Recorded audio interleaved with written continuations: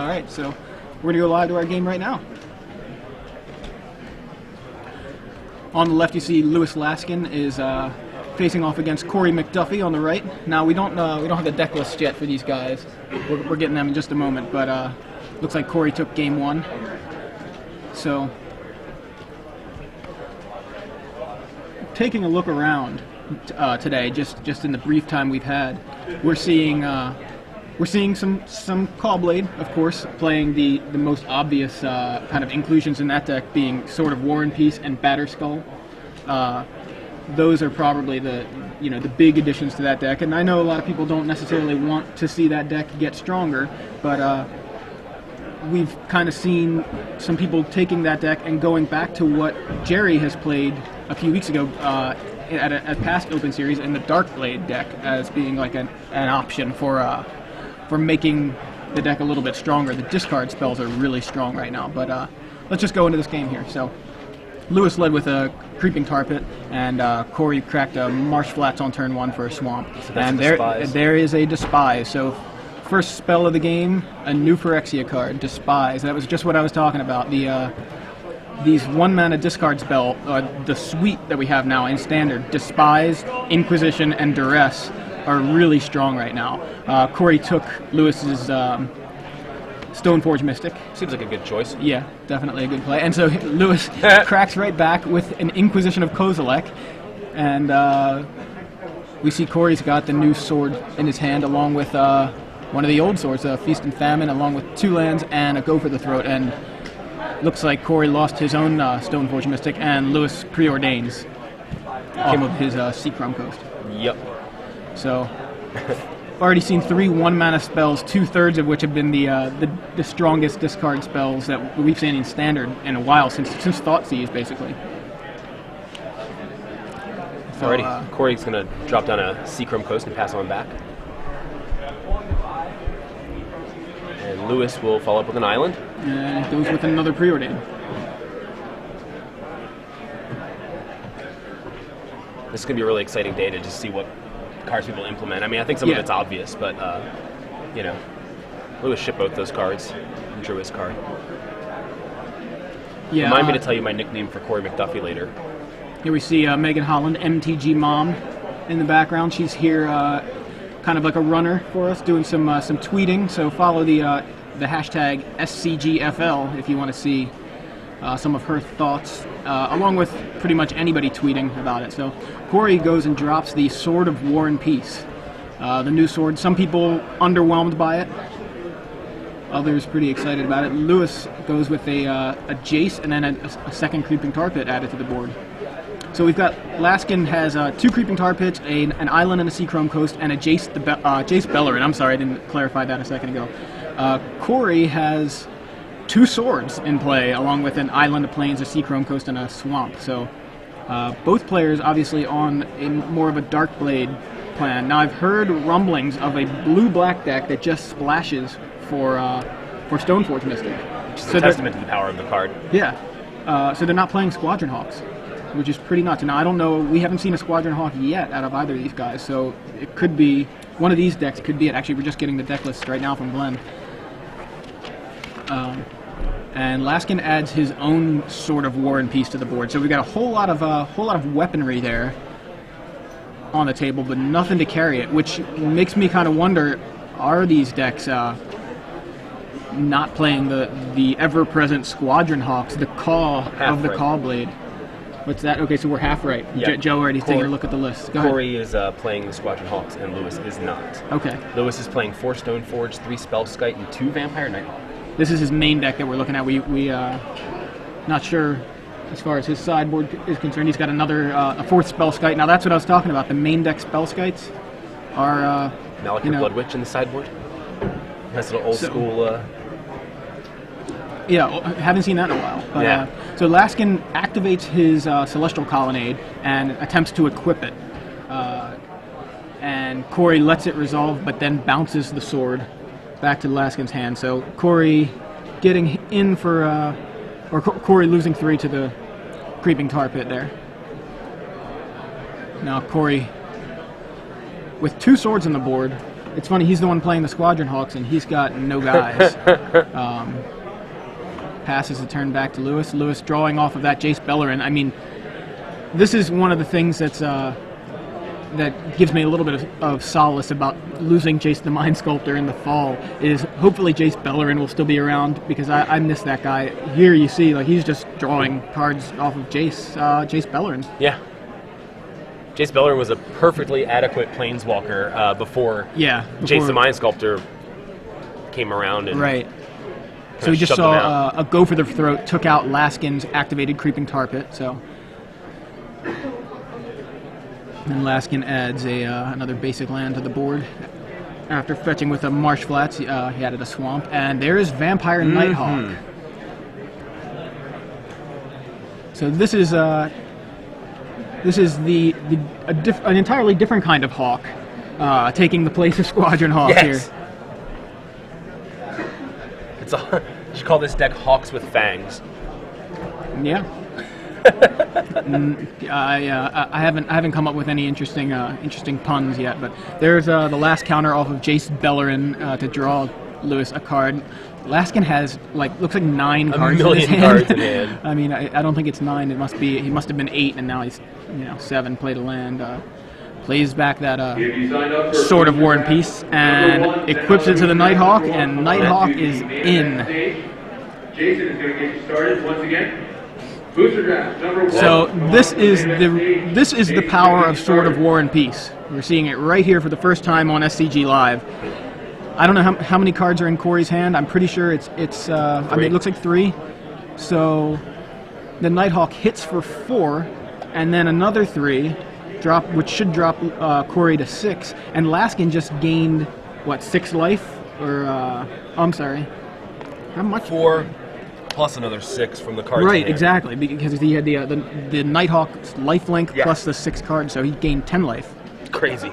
That's ridiculous. Nighthawk with Sword of War and Peace. That's a huge swing. So we just went from a game that had Lewis at 19 life and Korey at 13 to Lewis at 29 life and Korey at 6. And Korey's sword's not doing too much for him right now when he has nothing to put them on. Yeah, he's gonna pick those up. Yeah, that is. So that was huge. That was just brutal. I mean, that was Laskin rocking the pink cowboy hat. I don't think it's pink. I think it's is it pink? I thought I saw it earlier. It's got a pinkish hue to it. I was gonna say I think it's just the tint of the room. The room's not really that pink. Well, the tint of whatever the image is we're getting. Maybe it's the MTG Mom sticker. That's what it is. It's the light reflecting off of the MTG Mom There's sticker. just an color association that you're doing in your mind. Nice, exactly. So what were you going to say? Oh, I was going to say, do you want to hear the nickname that I came up with for Korey yesterday? Sure, why not? MTG True Hollywood Korey McDuffie. I don't know that I get that. Like E True Hollywood Stories? Okay, I got it. MTG True Hollywood Korey McDuffie. Never mind. I thought it was good. That's a stretch. No, that was a really good one. It was really good, and you know it. I know the big question everybody's wondering is what exactly is Edgar Flores adding to his blue-white Caw-Blade? I mean, I wrote that here kind of as a joke because Flores is known for only playing blue-white Caw-Blade, and but from the sounds of it, it sounds like that's pretty likely. It's a pretty likely scenario that Edgar's playing either blue-white Caw-Blade or a dark blade deck. Now I haven't seen it. If it ain't broke, you know. Exactly. I have no idea what any of those guys are playing. Oh yeah. I think. That was a lie, but you know that's okay. I'm not gonna. We don't necessarily need to spoil it. Yeah, I'm not gonna spoil anybody's lists until we have them up on the. So taking a look at these lists that we have in front of us, we've got obviously the cards we've seen already. We've seen we've already mentioned Spellskite. We haven't actually seen it on the board, but we've seen the Despise, and we've seen Sword of War and Peace just in that game alone. Batter Skulls around. Yeah, we've got looking at Laskin's list. He's got 1 Sword of War and Peace, 1 Sword of Feast and Famine, and 1 Batter Skull as his equipment suite. But a lot of neat one-ups in there. Right. This is his main deck. I'm taking a look at just to give you guys a look at that first before we discuss sideboarding. But he's got a main deck Divine Offering, which I think is important at this point. He's also got a main deck Dismember. That's one of the new cards from New Phyrexia. Yep. I really love that card. It's one of my favorites. I want to play the Merfolk Legacy. Yeah, well, you can. I know. You very well can play I probably it in will. Legacy. Yeah, I mean, it's the snuff out that you don't need. That doesn't require black or doesn't require a swamp, right? Right. So, but that's for tomorrow. For today, save it. It's just as strong, I think, in standard. Now, obviously, Laskin can pay the black, but but when he doesn't need to, it's a really valuable tool to have there. Just for a 1-mana removal spell that takes out. Disfigure good amount of is an awesome card. It is. It costs 1 mana and it's -2/-2. Yeah, so you're basically saying like if that's good. If that's good, a -5/-5 seems about 2.5 times as good. Roughly, yes. Approximately 2.5 times. So he's got 3 main deck Despise and 4 main deck Inquisition of Kozilek. Despise, as we saw there in Game 1, both of those cards. Despise, I think, is my pick for best uncommon of New Phyrexia for Standard. I don't know if you've given that any thought at all. Somebody asked me on Twitter a couple days ago, and I thought about it for a second, but I think Despise for Standard, for Legacy, it's Mental Misstep. I think that's pretty obvious. At least it's obvious that I would pick Mental Misstep. Yes, maybe, it is. being that I have a love for playing blue. But what were you going to say? It looked like you had... I would say that Beast Within gives it a run for its money, though, because Despise does a lot of what Black already does, whereas Beast Within does something that Green has been desperately needing in Standard. So that's a good point. Now, I've seen there's a lot of, I guess, controversy may be the wrong word, but a lot of disparity, I think, between opinions of Beast Within. A lot of people see, giving them a 3/3 is not necessarily the best thing, but others are saying, well, it's not necessarily the worst thing either. No, of course not. Chapin, I think, talked a little bit about Beast Within in a recent article. He wrote 3 this week, so it's one of those 3. But about how, giving them, or bouncing their 3/3 with Jace, which is what a lot of people say, I'll just Beast Within something, and then I'll bounce it. Like, that's not nothing. That's you're taking a counter off your Jace. You're doing something to get rid of that. Right. And that's not nothing. So that 3/3 is something you need. Basically, I think Beast Within is an all-star in a deck that's built with it in mind. Yeah, not definitely. necessarily built around it, but with it in mind. I think that anything is not nothing. That's true. Good point. Thank you. It is what it is. I'll be making those all weekend. You're going to say things like, it is what it is, we are where we are, that kind of thing. Like, they are who we thought they were. Well, not that one. Copyright 2007 NFL Network. Yeah. No, but we may have somebody in the booth saying that about Call Blade later. So, but as far as Beast Within goes, now one of the cards, that Green has available. I guess the whole thing is, do you have something that doesn't care about them having a 3/3? Does your deck care about that? Like a 4/4? Like a 4/4, a 4/5, maybe like a Leatherback Bailoff. A Batterskull. Batterskull just doesn't seem to care very much about a 3/3. Does not, especially considering it's like, gain some life too, if you decide you want to actually rumble. Beast Within, I can see being a contender, but I'm not sold on it entirely. I'm going with Despise. You haven't convinced me to change my mind. So it looks like the game started, and there we go. Korey leading with an Inquisition of Kozilek off of a Darkslick Shores, and showing Surgical Extraction. There's another New Phyrexia card. Inquisition, Creeping Tar Pit, Vampire Nighthawk, Vampire Nighthawk, Preordain, and 2 Stoneforge Mystics. Now this is a decision because obviously you want to take the Stoneforge Mystic, but when he's got a second one, that's not so good. Now here, I think really you take the Preordain, because he's got 1 land. There's a 1-lander, and it's a Creeping Tar Pit. So he can't play that Stoneforge Mystic unless he hits a white mana source. So that's true. Laskin's going to rely on that Preordain, which looks like it was going to be a turn 2 Preordain, depending on what kind of land he draws. He's relying on that Preordain to dig him into the right color mana. This is a really slow-looking hand for Lewis. Surgical Extraction is an interesting choice, too. It is. I mean, you could always Inquisition the Inquisition. I think at this point, what I would do is take the Preordain, because Laskin's already got a slow hand, mana light, and his only land that he has comes into play tapped, so he can't even rely on it. He's not doing anything turn 1 unless he top decks a land. Right. So there it is. Korey takes the Preordain too. So now Laskin is reliant on the top of his deck for help. So obviously plays the tar pit and passes the turn. I would have probably been a little more on the offense with that Though that's just me. That's why I'm not sitting at this feature match and I'm sitting here behind the booth. I think that was a pretty offensive play right there. I mean, he said, "I'm taking away your ability to, to fix your mana." Now, what we can see of Lewis's hand is that he drew a Seachrome Coast turn 1, and then on turn 2, I think picked up a second Preordain. So Laskin plays his Seachrome Coast, taps it, and plays his Stoneforge Mystic after Korey passes the turn, playing the Squadron Hawks that he was digging for all last game. So,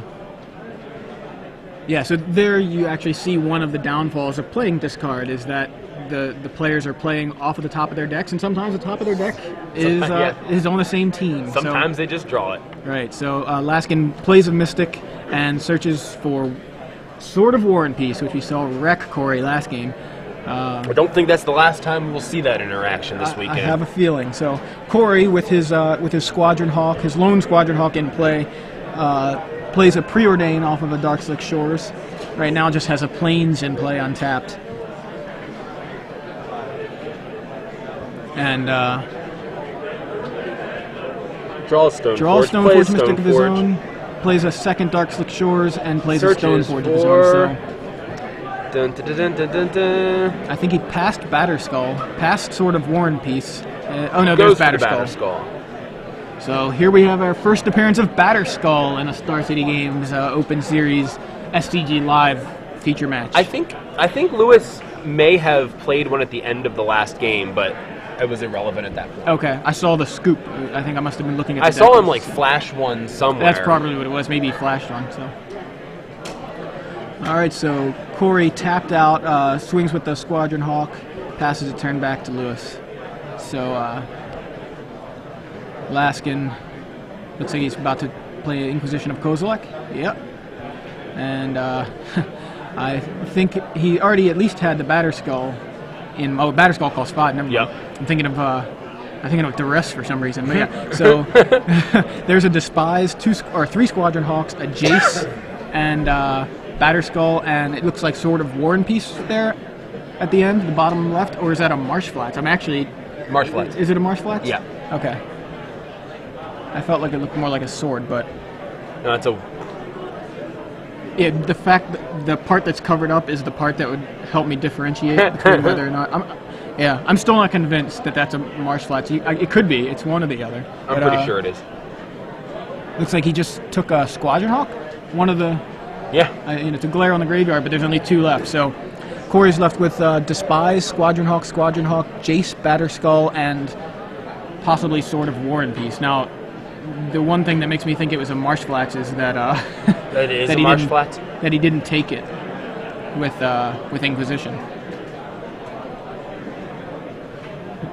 And Laskin adds a second Stoneforge Mystic of his own, and is digging for some equipment right now. And it looks like he's getting sort of Feast and Famine. By the way, the cowboy hat is pink. Did you see the other angle? The other angle made it very clear. Yes. No question there. He searches up a Feast and Famine there. Yep. That sword's old hat. Right? I mean...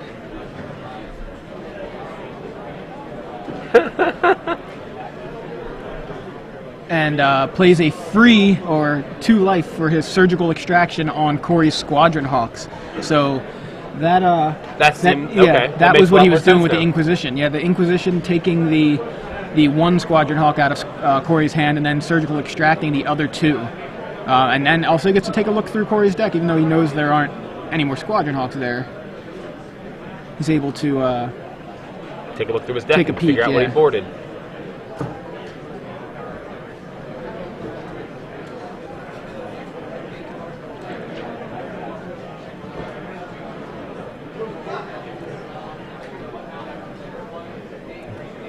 So...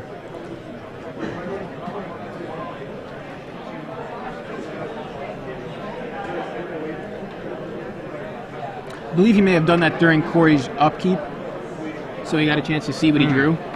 Yeah. Or you mean end of his draw step, maybe? You mean? Yeah, that's what I meant. I'm sorry, after his draw step. Yeah. That's exactly what I meant. And I think what he drew was a Stoneforge Mystic, because I don't remember that being there. And you were right, it was a Marsh Flats. I know. That's cool. It just, I'm saying, it looked kind of like Sword of War and Peace. To me, I don't know. The sheen on the card. Well, if it was sheen on the card, he would be winning. Fair enough.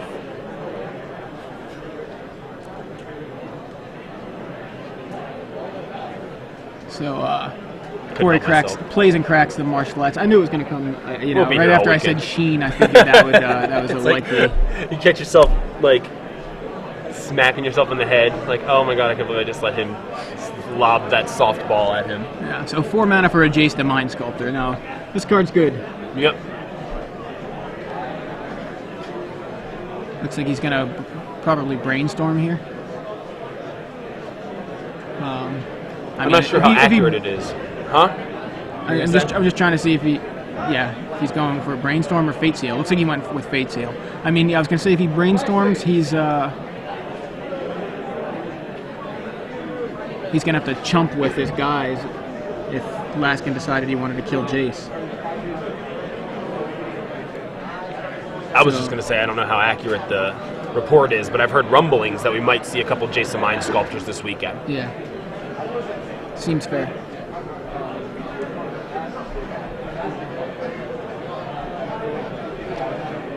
Now, what we haven't seen is the spell skite that we were talking about a few minutes ago. Okay, Korey Fate Seals and then in with the Squadron Hawk. The spell skite's main deck. Actually, let's talk about that after the action. Yeah. So, Laskin goes with a Preordain off of his Creeping Tar Pit, and ends up drawing looks like a Plains. Yeah. He was a little land light there. Yeah, so there's the Plains. He's got a second Preordain, or an additional Preordain. I don't think it's his second. It's about the third of the match, and there it is.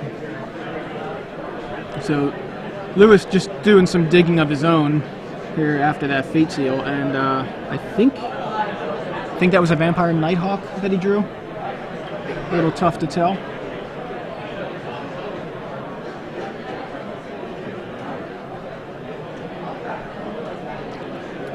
Pass the turn back to Korey, and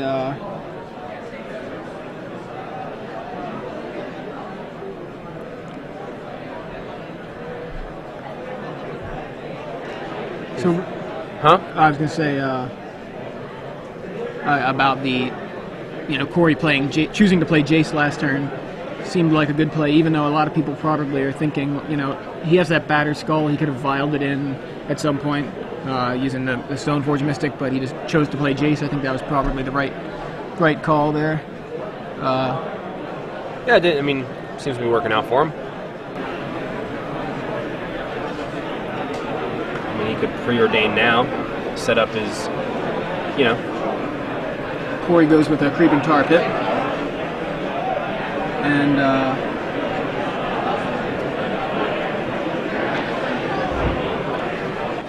he sure is thinking about that preordain. Yeah.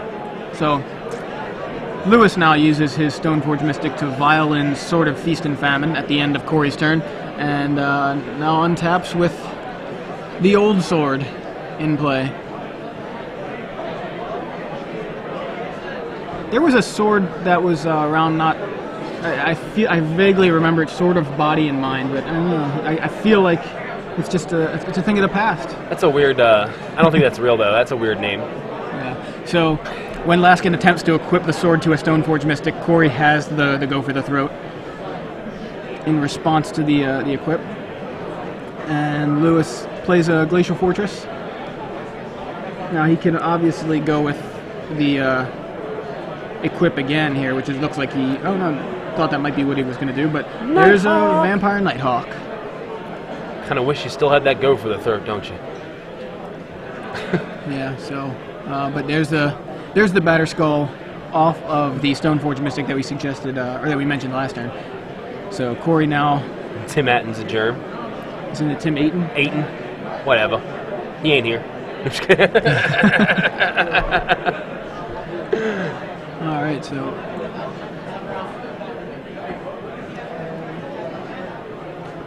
There's a Stoneforge Mystic from Korey.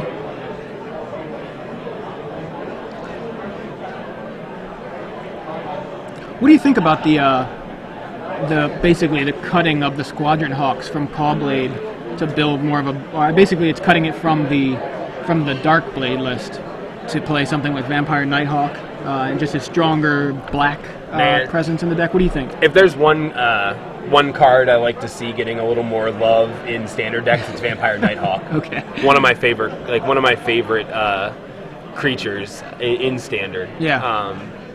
Definitely, the power level of that card I think has been undervalued, honestly, in terms of its value outside of vampires. You know what I mean?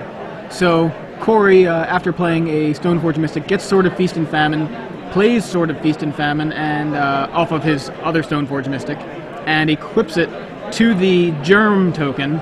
So now we have a 6/6 lifelink, vigilance, pro-black, pro-green creature coming in. I think just attacked, and Laskin chump blocked with the Stoneforge Mystic over there. That's a lot of text that would be on that creature if it were actually printed. That's a big germ.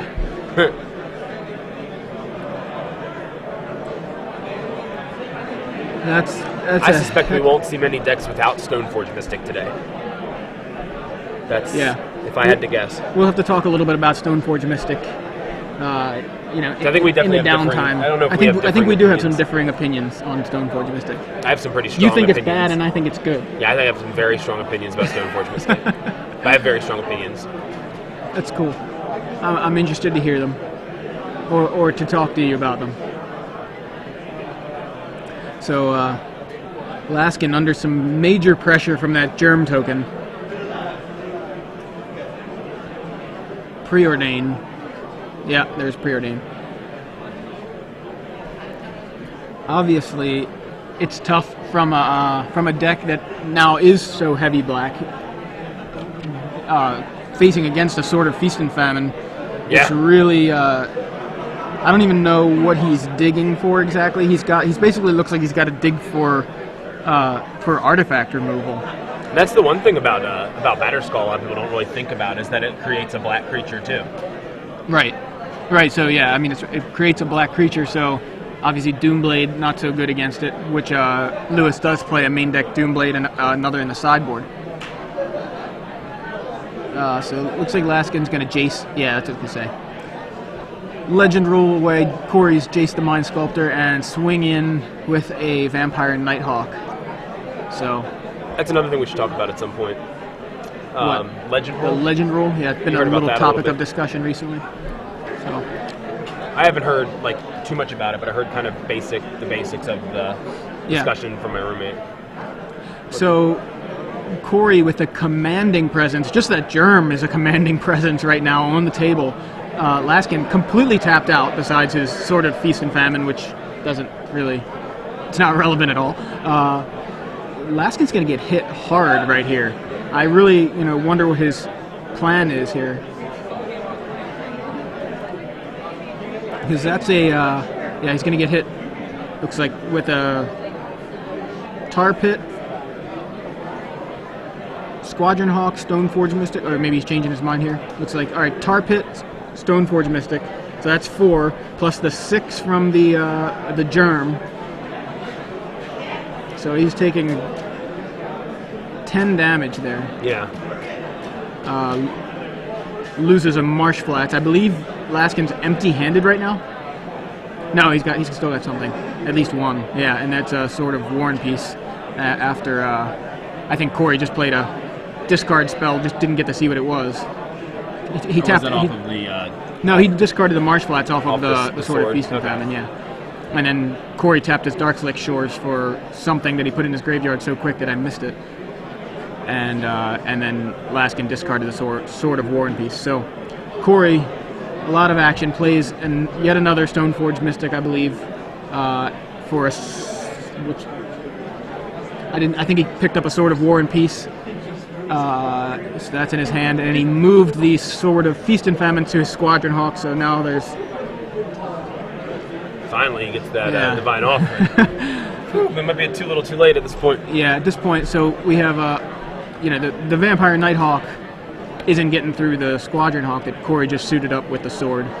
Laskin does manage to revoke existence on the Batterskull, but Korey still with 29 life to Laskin's 7. Korey has the unblockable tar pit too. Yeah, he's got an unblockable tar pit and a 3/3. Yeah, he's hiding a lot of it down on the bottom left. He must have. He's got at least 2 Dark Slick Shores, I believe, in play. Yeah, they're there. So he activates the tar pit.